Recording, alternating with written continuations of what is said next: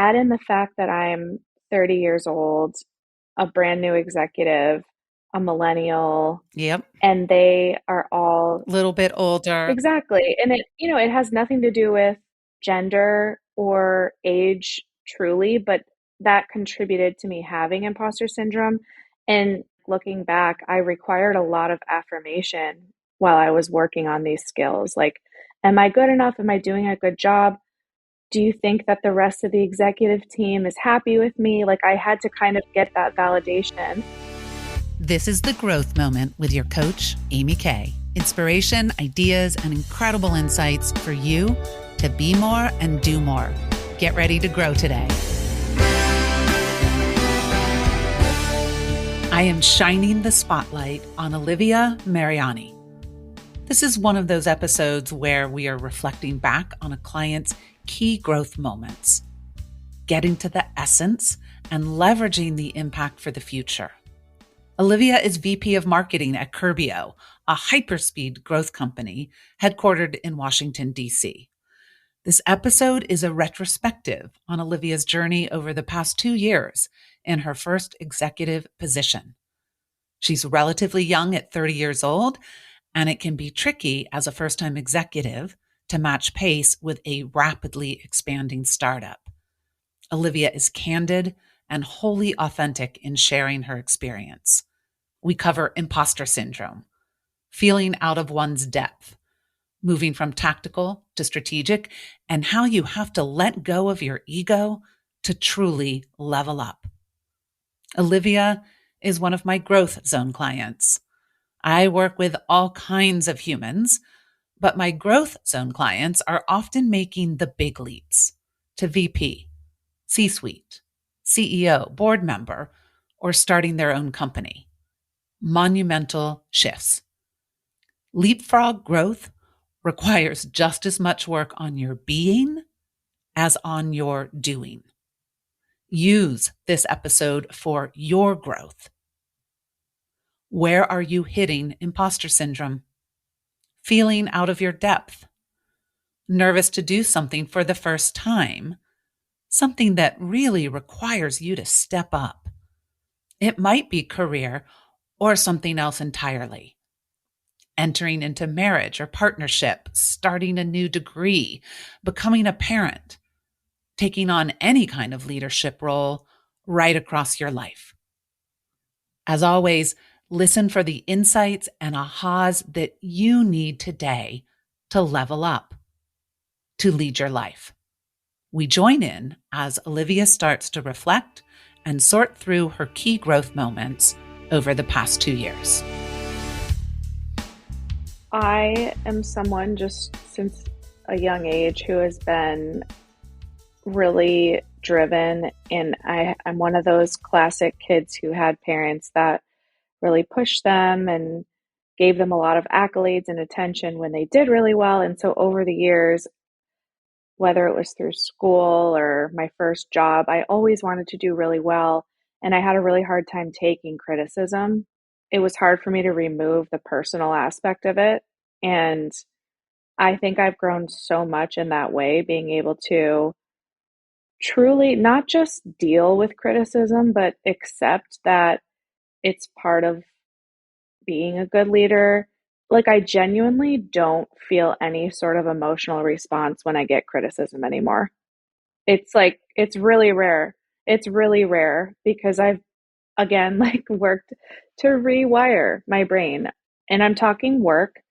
I might, I might, like, it's the lens at work more. That's really the muscle I've developed. But I'm more so because I am an executive and like I'm at the table with my executive peers and our CEO thinking about how we can grow this business, like double the business year over year and have a really successful exit, and that everybody has a role to play, and I'm not the only one responsible for that. And even though I'm in a department that has a really large mountain to climb and I own really scary big metrics, if I don't hit those metrics, it's not just my fault. And if other people have good ideas or solutions that could help me overcome that, it doesn't mean I'm weak or incompetent for not figuring it all out on my own in a silo.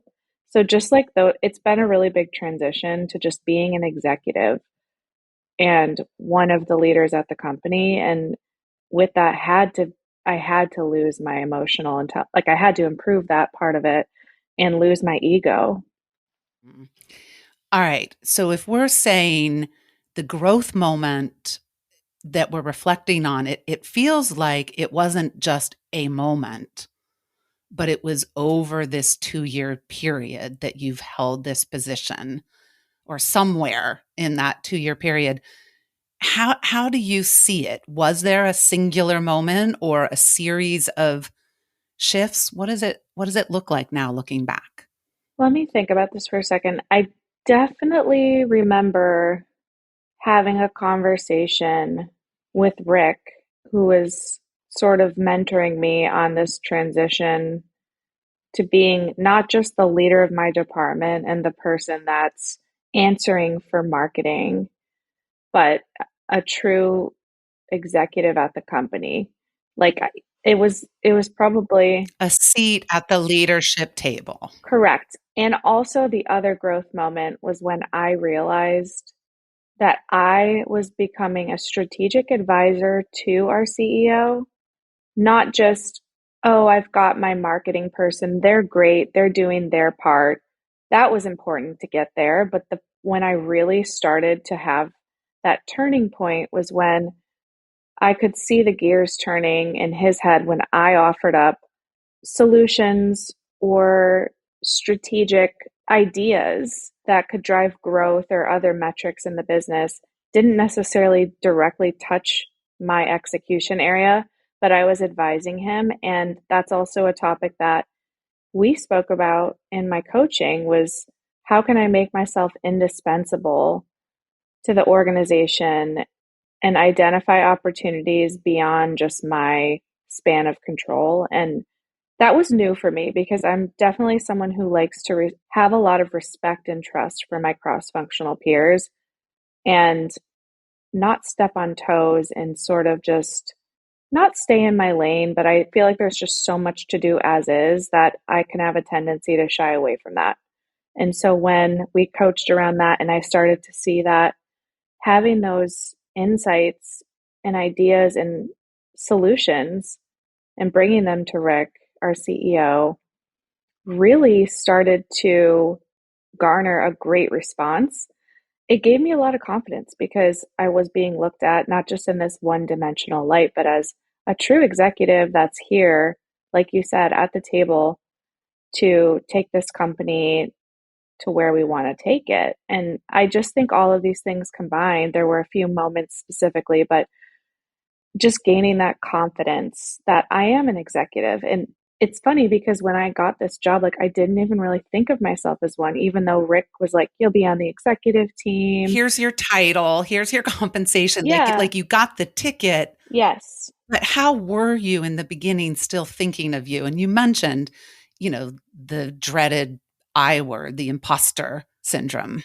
I was just really feeling out of my depths. It was, I'm confident in my ability as a data-driven marketer, a brand marketer. I have all the skills to do the job.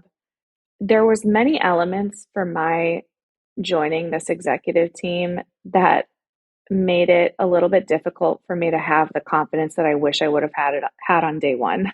Like number one, I've never been on an executive team before. So there's always going to be a level of this is the first time. There's lots of exciting, fun parts of leadership. There's also lots of negative pieces that are hard. And then add in the fact that I'm 30 years old, a brand new executive, a millennial, and they are all Little bit older. yeah, exactly. And Mhm. it has nothing to do with gender or age truly, but that contributed to me having imposter syndrome. I honestly, like looking back, I required a lot of affirmation while I was working on these skills. Like, am I good enough? Am I doing a good job? Do you think that the rest of the executive team is happy with me? Like, I had to kind of get that validation. Now I'm just so not in a like I don't need that anymore. I'm in a place where I'm now looking like, okay, how can we as a team grow this company? And honestly, like looking back on this experience, it's going to be one of the most formative points in my career because one day I want to be a CEO and I'm going to look back and like be so appreciative for how I like developed this muscle and had the right team and support system around me to help me get where I am. I still have a lot of work to do, but I just feel like that, that I've always had leadership in my DNA, but I didn't have that EQ and that experience. And Well, together, like you said, the wiring.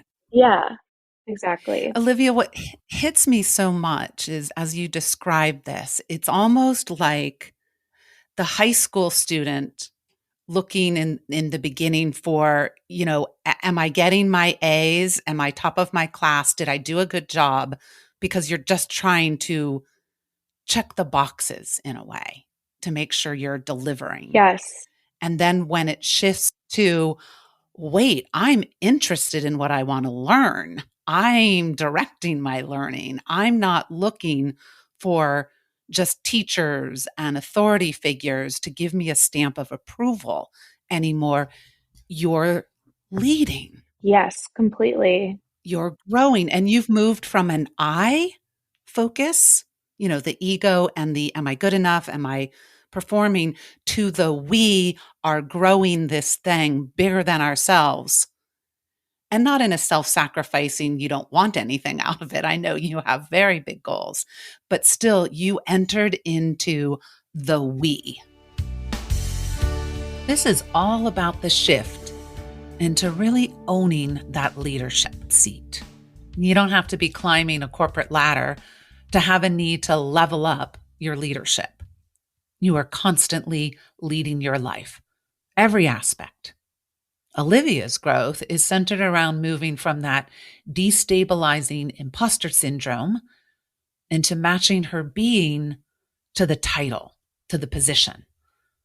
Most of us have the I'm not sure I should be here thinking when we're doing something for the first time. When the shoes or clothes are a little too big, we haven't grown into them yet. Olivia's reflection points the way to shortcut the leveling up process. Acceleration happens when you aren't coming from needing to prove or validate your worth.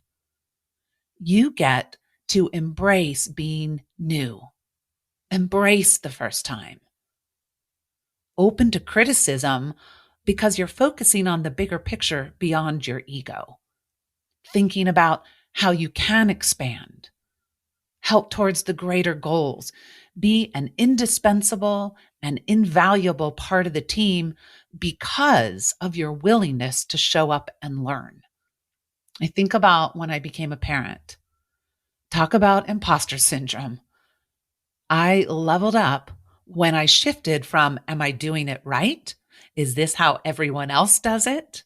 Super sensitive to criticism, into hungry to learn and improve. Truly partnering with my husband, Mike, and moving from an I to a we. Think about where you want to level up. Have you just been checking the boxes and trying to do it right? Are you ready to claim your seat? Even if you haven't grown into it yet, feel the seat under you right now. Lean back, get out of your head and that narrow, tight perspective. Breathe and expand. Embrace being new. See if you can move from I to we. We jump back in as Olivia talks more about her I to we shift. I'm not going to lie, I still want the personal accolades. And that's another thing you and I have worked on with coaching, which we can get into later. But I do still have that drive to be great. But being on the executive team at Curbio, I operate with we, absolutely. Especially now that I'm 100% confident that I am valued and respected by my peers, my team. I have that confidence. And so now there's no need to prove anything. It's all about strategy and solution and really just achieving the results we all want to achieve together. And sometimes that's going to involve people bringing things to me like, have you ever thought about it this way? But it's never in a way to challenge my competence or my ability to do the job. It's just part of being on a team, on an executive team. But also you're really getting the team part, because that's a team mentality, is that there's room for everyone to be great. It's not a zero sum game or an either or.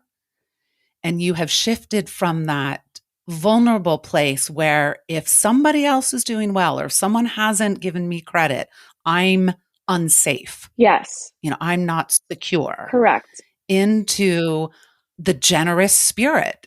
the Yes. There's room for everyone. And think about how much energy and brain cycles you freed up in that growth. Oh my gosh, so much. It's just so unproductive. Yeah, where did your energy, think about what it was like before the growth, Yeah, of where your energy went. anxious. Mhm. That's the word I would use to describe it. Just anxious, not making time for self care and the things that make me be able to do my best work when I am at work. And 'Cause so worried, am I good enough? Am I being recognized? Just all the cycles going into that. the idea of there's no, like, any person that like has anxious tendencies will relate to this, but there's no guarantees in the business that I'm in and in the personal position I'm in. This is a very high growth company. It's a once in a lifetime opportunity. And most companies would be happy to grow at less than half the rate that we are, but we're not most companies. And so everyone is in the same boat there. Even our CEO, who's had an awesome track record of growing and selling and exiting companies, like, this is bigger than any opportunity he's had. So we all are in the same position. I just always felt in the beginning less than, because I've actually never been in an executive position doing this, but they've also never done this. So that realization, and also just we talked about it as a team. Well, it's like you made everybody human too. It's like the growth came of joining the table, saying, "Oh, everybody has places and spaces where it's new, where they have to step up, where they have to find validation from within, not just without." Yes, that is very true. And the no guarantees mentality, you're just never going to be satisfied if you always want that safety net, because the goals are always going to get higher. If I want greatness and growth, it's going to be coming from a place of unfamiliarity. And again, there are no guarantees. And uncertainty and newness. Yes. And which it's so interesting because I have this horrible habit. I tend to get overwhelmed and anxious when I'm in an uncertain opportunity, but unhappy and bored when I'm not in that kind of territory. There's the rub. Nobody should live their life in one or the other all the time. Like, there's going to be, like, whether you are pivoting careers or taking a step back or looking for something more, like, I think I'm just someone that's always been upward trajectory in every sense, and that when things do kind of calm down, I get really restless. And so it's good for me. And at this moment right now, I want this kind of environment for work. I want to be challenged. I want, next year is going to be huge. We're doing so much with employee development and culture, which are two things I'm really passionate about. And now that the core business is growing, I can step into some of those other growth moments that I want to be part of. Olivia, so when you look over the last 2 years, almost visualize it in whatever way comes to you, and seeing the different growth moments, seeing that trajectory, that upward trajectory, what are you being prepared for? What growth moments might lie ahead for you? What is sparking for you? What has been an aha so far? Where have your brain cycles and energy been going lately? Are you more in the I perspective or the we perspective? I love the idea of freeing up your energy, leaving any anxious and worried behind. More room to see people as human, not as one dimensional, just fellow humans on a growth journey. It's like a right sizing. I believe it creates space for the rest of you and certainly the best of you and for the next round of growth. Olivia said, if I want greatness and growth, it will come from a place of unfamiliarity and uncertainty. Wow, that's truth. Getting good at unfamiliarity and uncertainty is definitely part of leveling up. At the same time, it is vital to find your balance between that growth zone full of new and unfamiliar and a bit of comfort zone. I so hope you are gathering insights and perspectives that will help in your leveling up process. We have one more round with Olivia as she shares what new growth moment might be in store.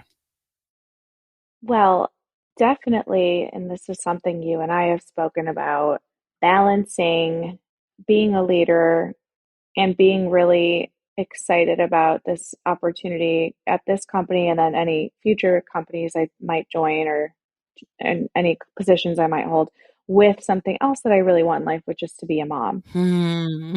I know already that I'm going to have major anxiety when that time comes, just balancing work and my image at work with being a good mom and feel, all the guilt that comes along with being a parent. The biggest growth moment of all. Yes, that's what I would say. I mean, there's no doubt that that's going to be the next growth moment.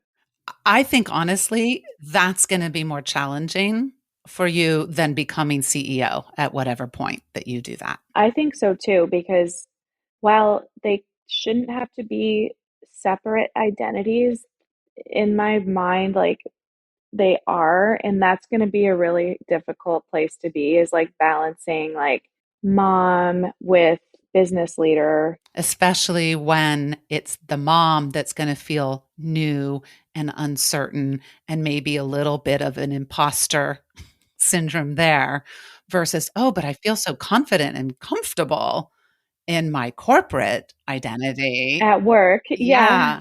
So, Olivia, what do you need to tap into from what you've learned, from the growth that you've had? Like you said, how do you apply to the new role what got you here? that's a really, really good point. The strategies are no different, actually. It's, in terms of some of the things we brought up on today, there's the pie chart. And that's like, first of all, it starts with it's not one size fits all.